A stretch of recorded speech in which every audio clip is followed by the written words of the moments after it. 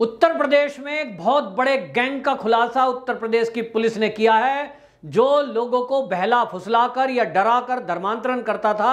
आपको बताएं, ADJ law and order Prashant Kumar ने यह खुलासा करते हुए बताया कि एक व्यक्ति ऐसा था जिसका आईएसआई पाकिस्तान से कांटेक्ट था और वहां से पैसे आ रहे थे। दिल्ली के जामिया नगर में बाकायदा एक एनजीओ बनाकर वो मूक और बधिर लोगों से, बच्चों से कांटेक्ट करते थे। और नोएडा का इसी तरह का मूक बधिर एक रेजिडेंट कॉलेज था, वहां कांटेक्ट करके उन बच्चों को लालच देकर के तुम्हारी शादी करा दी जाएगी, कुछ को कहा तुम्हारी नौकरी लगवा दी जाएगी और उनका धर्म परिवर्तन करा दिया। यहां तक कि उत्तर प्रदेश के रहने वाले बच्चों को साउथ के किसी सिटी में शिफ्ट कर दिया गया, कुछ को हरियाणा में शिफ्ट कर दिया गया। उनके घर वाले जब अपने बच्चों को खोज रहे हैं तो वो बच्चे नहीं मिल रहे हैं और कॉलेज वाले कोई जवाब देते नहीं कि कहाँ गया, हमें नहीं पता। लेकिन एक बच्चे ने वीडियो कॉलिंग करके अपने माँ बाप को जब ये बताया कि इस तरह से उसको किसी ने वहाँ भेज दिया है और उसका धर्म परिवर्तन करा दिया है, तब ये मामला संज्ञान में आया। और उत्तर प्रदेश की पुलिस ने जब इसकी जांच शुरू की तो चौंकाने वाले खुलासे हुए कि यहाँ भारत के अंदर ऐसे कई गिरोह लोग चला रहे हैं जो लोगों को नौकरी लगाना, शादी के लालच में या कोई ना कोई काम करा देंगे, पैसे दे देंगे, इसके लालच में धर्मांतरण करा रहे हैं। अब बात ये उठती है कि एक तरफ जब लोग कहते हैं गंगा जमनी तहजीब, हिंदू मुस्लिम भाई भाई, तो जब भाई भाई हैं और सब धर्म समान हैं तो ये धर्मांतरण क्यों? हिंदू से वो मुस्लिम इस्लाम धर्म स्वीकार क्यों करवाए जा रहे हैं? आखिरकार इससे क्या होने वाला है? धर्म परिवर्तन से ये जो लोग आईएसआई इतना लाखों करोड़ों रुपया दे रहा है, जिसका खुलासा उत्तर प्रदेश की पुलिस ने किया है, अभी हालांकि उसकी जांच चल रही है, अभी और खुलासे होने बाकी हैं कि कितना पैसा आया, कितना पैसा पूरे देश में आ रहा है। ये तो एक गिरोह पकड़ा गया है, ऐसे कितने गिरोह उत्तर प्रदेश में ही चल रहे होंगे और भारत के बाकी एरिया में कितने ऐसे गिरोह चल रहे होंगे, इसका अंदाजा लगाना मुश्किल है। एक गिरोह, एक व्यक्ति, दो व्यक्ति मिलकर के यदि 1000 धर्मांतरण करने का कबूलनामा कर रहे हैं तो सोचिए कि पूरे भारत में अब तक लाखों लोगों को इस तरह से धर्मांतरित कर दिया गया होगा आईएसआई के इशारे पर। आखिरकार आईएसआई का क्या इंटरेस्ट है? पाकिस्तान की खुफिया एजेंसी, वो आईएसआई जो आतंकवादियों को बढ़ावा देती है, जो केवल आतंकवादियों के बल पर भारत में अस्थिरता पैदा करना चाहती है, जिसने हमने देखा कि पूरे कश्मीर को डिस्टर्ब करके रखा देश की आज़ादी के बाद से। जो भी आतंकवादी भारत में पकड़े जाते थे उनका लिंक आईएसआई से होता था, हथियार भी वही देता था, ट्रेनिंग भी वही देता था। ऐसे खुलासे पिछले दिनों हमारी सेना ने किए हैं और सेना की इंटेलिजेंस यूनिट बताती है कि आईएसआई बाकायदा ट्रेनिंग कैंप चलाती है। तो कहीं एक ऐसा तो नहीं कि ये जितने भी धर्मांतरित किए गए वाले लोग हैं इनमें से इनको ब्लैकमेल किया जाता हो, इस तरह के कुछ काम धंधे कराकर, उल्टे सीधे काम कराकर, और उसके बाद इनसे आतंकी गतिविधियों में लिप्त होने के लिए कहा जाता हो या इनसे नशीले पदार्थ का स्मगलिंग वगैरह कराने का काम कराया जाता हो। अब ये जो खुलासा हुआ है ये उत्तर प्रदेश के एटीएस ने किया है, लेकिन अब इसमें जरूरी है कि एनआईए इस मुद्दे की जांच करे, क्योंकि मामला भारत के बाहर से जुड़ता हुआ दिखाई दे रहा है और मामला बेहद गंभीर है। ये मामला ओनली धर्मांतरण का नहीं है कि अगर मान लीजिए भारत में 140 करोड़ की आबादी है और यहाँ लगभग 100 करोड़ के करीब हिंदू है, इस 100 करोड़ में अगर 1-8 करोड़ धर्मांतरित हो गया तो इससे क्या फर्क पड़ने वाला है? कुछ लोग ऐसा सोचेंगे, लेकिन मामला केवल धर्म परिवर्तन का नहीं है। मामला है कि इस 100 करोड़ में यदि 1000 भी आतंकवादी बन गए तो ये हमारी देश की रक्षा और सुरक्षा के लिए बहुत खतरनाक बात है, क्योंकि आतंकवादी तो एक भी बहुत है, वो एक ही कितना बड़ा नुकसान पहुंचाता है। और हमने पिछले दिनों देखा कि जिस तरह से केरल से कोई बच्चे विदेश पढ़ने गए हैं, विदेश पढ़ने गए, सीरिया पहुंच गए तो आतंकवादी बन गए और उन्होंने वहां से बैठकर कितना खतरनाक गेम खेला कि कई देशों के लिए सुरक्षा को खतरा बन गए। भारत के अंदर बाद में पता चला कि ये जो पढ़ने के लिए गए हुए थे ये असल में पढ़ने नहीं गए, ये तो आतंक की ट्रेनिंग लेने गए थे, आईएसआईएस से जुड़ गए।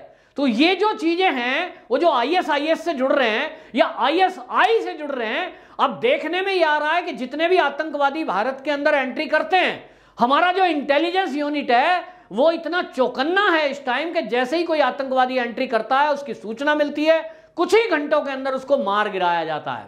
कौन मरने के लिए आएगा? पाकिस्तान में बैठे हुए आतंकवादियों के आका ISI, पाकिस्तान की सेना अब नए आतंकवादियों को वो बनाने में 10 बार सोचती है, कोई तैयार नहीं है, सीधा सीधा आत्महत्या करनी है। तो अब उन्होंने ये नया मॉड्यूल सोचा है कि भारत के अंदर भारत के ही गरीब लोग, अशिक्षित लोग और इस तरह से मूक बधिर अगर होंगे तो उनको तो केवल अगर गोली चलाने के लिए बता दिया जाए या कुछ काम करने के लिए बता दिया जाए वो केवल करेंगे। और जनरली अगर पुलिस कोई पकड़ ले उन पर कोई शक भी नहीं करेगा, भाई अंधा आदमी है बेचारा, देखो इसकी आंखें नहीं है दोनों, तो क्या करें भाई, इसको तो आंखें ही नहीं है, तो देख भी नहीं सकता। और उसकी आड़ में कोई ना कोई गलत धंधा कराया जा सकता है। ऐसा कई बार देखने में आया है कि कई बार छोटे छोटे बच्चों को आतंकवादियों ने इस्तेमाल किया है, चाहे वो हथियार सप्लाई के लिए, चाहे वो नशीले पदार्थों के लिए। तो ये बहुत ही भयंकर खुलासा है। और आपको बताएं, इसमें बताया कि नोएडा, कानपुर, मथुरा, वाराणसी, ये कई सारे लोगों को धर्मांतरित कर चुका है। इस मौलाना मुफ्ती काजी जहांगीर आलम, ये इसका नाम है जो पकड़ा गया, और इसके साथ ही पकड़े गए हैं मौलाना मुफ्ती काजी जहांगीर आलम, और इसके साथ एक पकड़ा गया है मोहम्मद उमर गौतम। तो आप देखेंगे मोहम्मद उमर गौतम, गौतम जो है ये नाम है हिंदुओं का, तो ये इन्होंने क्या किया है, इसको धर्मांतरित किया है अभी हाल ही में। तो उसने गौतम नाम लगाया हुआ है लेकिन मोहम्मद उमर नाम रख दिया, इसका हिंदू नाम कुछ और था, और इसको इसी काम में लगा दिया। और इसी में आपको बताएं, जैसा आपने देखा कि एक जो है नरसिंह यति जो डासना वाले हैं, उनके मंदिर में कुछ ब्लेड और कुछ चीज़ें लेकर के वहाँ पकड़ा गया था। उसके बाद से खुलासा हुआ था कि उसमें एक हिंदू था, एक मुसलमान था, लेकिन पता चला कि उसको भी धर्मांतरित कर दिया गया है। और जो मुस्लिम युवक पकड़ा गया था उसने अपनी बहन से उस व्यक्ति की शादी करा दी थी और इसके बाद वो धर्मांतरित हुआ। इस तरह के कारनामे ये चल रहे हैं और इसमें ज़्यादातर लड़कियों का जो इस्तेमाल हो रहा है वो बांग्लादेशी घुसपैठी या रोहिंग्याओं की फैमिली से हैं। आपको बताएं, एक साजिश है जिससे कि वो लड़कियों पर कोई शक ना करे। हिंदू परिवार में कोई व्यक्ति है, उससे शादी कर दी, और यहां तक कि इतना भी करा जा रहा है कि धर्मांतरण के बाद भी कई बार कलावा बांध रहे हैं, तिलक लगा रहे हैं, और जो महिलाएं हैं शादी होने के बाद वो जनरल जैसे हिंदू महिलाएं तिलक लगाती हैं, मांग भरती हैं या साड़ी पहनती हैं, उस तरह के कारनामे भी करती हैं लोगों को धोखा देने के लिए, जबकि वो बांग्लादेश से आए हैं या रोहिंग्या हैं। और मकसद उनका बिल्कुल क्लियर है कि यहां आकर भारत के अंदर इतनी जनसंख्या अपनी बढ़ा दो कि यहां से ये सरकार के जितने भी तंत्र हैं वो जरूरत पड़ने पर फेल हो जाएं। और ये हमने देखा है कि अब आप समझिए, आज की डेट में जो हमारे सुरक्षा बल हैं, जो हमारी जांच एजेंसियां हैं, वो बताते हैं कि लगभग 4 करोड़ के करीब बांग्लादेश से घुसपैठिए भारत के अंदर आ चुके हैं। अब ये जो 4 करोड़ हैं, ये जिस क्षेत्र में भी होंगे, एक क्षेत्र में अगर 10 लाख भी होंगे तो वहां के हॉस्पिटल क्या स्थिति होगी? 10 लाख में हॉस्पिटल सरकारी फुल हो जाएंगे, अस्पताल फुल पाए जाएंगे, और जो भी राशन दिया जा रहा है ये फर्जी कागज बनाकर वो सरकार का राशन भी लूटते हैं। एक परिवार में 10-10 बच्चे हैं और सरकार ने यह तय कर रखा है कि वो पर यूनिट के हिसाब से, फैमिली के जितने मेंबर हैं उसके हिसाब से 5 किलो चावल, 5 किलो गेहूं और 2 किलो दाल देगी। तो सोचिए, और वो 15 दिन में मिलना है, तो 50-50 किलो गेहूं और 50-50 किलो चावल, जो कि खाया भी नहीं जाता। और मैं बता रहा हूं आपको, मैं उत्तर प्रदेश में रहता हूं, मैंने आसपास ऐसे लोग देखे हैं कि वो जो राशन में सामान मिल रहा है ना, वो खाया नहीं जा रहा, जिसके घर में मेंबर ज़्यादा हैं वो उसको दुकान पे बेचते हैं। यानी सरकार की मजबूरी है कि वो यूनिट के हिसाब से दे, क्योंकि किसी के साथ अन्याय होगा अगर वो रियल में गरीब है और उसके घर में 2 या 3 बच्चे हैं। लेकिन ये फायदा उठा रहे हैं इसी से रोहिंग्या और घुसपैठिए, और इनका मकसद है कि भारत में जल्दी से जल्दी जिस तरह से जनसंख्या बढ़ाई जाए अपनी, और यहाँ रोहिंग्याओं की भरमार कर दें, ताकि एक दिन ऐसा हो जाए कि ये संतुलन खराब हो जाए यहाँ। और वो डिक्लेयर करते हैं उनके नेता, मौलाना जो होते हैं, ये मौलाना हैं जो ISI के लोग हैं। हमने देखा है पाकिस्तानी मीडिया में जिस तरह से लोग बोलते हैं कि जिस दिन भारत में हमारी जो संख्या है, जनसंख्या है, वो आधे करीब हो गई, उस दिन भारत में हमारा कब्जा होगा। मतलब इस तरह की योजना बनाकर, षड्यंत्र रचकर वो पूरा अपना काम करने में लगे हुए हैं। और आप देखेंगे कि उनकी योजना किस तरह की है कि उनका जो एनजीओ बना रखा है, अभी पीएफआई का पिछले दिनों खुलासा हुआ कि हमारे केंद्र सरकार का वित्त मंत्रालय, उन्होंने उनका जो सर्टिफिकेट था 80G का वो कैंसिल किया। क्यों? क्योंकि पीएफआई एक एनजीओ के नाम पर लोगों की मदद करनी है, ऐसा करके चल रहा था। लेकिन ऐसा रिपोर्ट आई दिल्ली पुलिस की तरफ से कि दिल्ली के दंगों में पीएफआई ने पैसा खर्च किया, उत्तर प्रदेश में खर्च किया दंगा कराने के लिए। तो ये बनाते हैं एनजीओ, करते हैं कुछ और। मकसद इनका है भारत की रक्षा को, व्यवस्था को बेकार करना, ध्वस्त करना और हमारी जो रक्षा प्रणाली है इससे खिलवाड़ करना और यहां सरकार को अस्थिर करना। योजना पूरी चली हुई है और इस योजना में आप देखिए कि वो किस तरह का काम करते हैं। इकट्ठे होकर एक जगह रहते हैं, कहीं झुग्गी में रहेंगे तो इकट्ठे रहेंगे और कोई भी अपराध करेंगे तो दूसरी जगह भाग जाएंगे, आप पता नहीं लगा सकते। सब फर्जी दस्तावेज इनके पास मिलेंगे, तो इनको ट्रेस करना भी बड़ा मुश्किल काम है। मैं तो कहूंगा कि उत्तर प्रदेश की पुलिस ने, ये स्पेशली एडीजे प्रशांत कुमार ने जिस तरह का काम किया है बहुत ही सराहनीय है।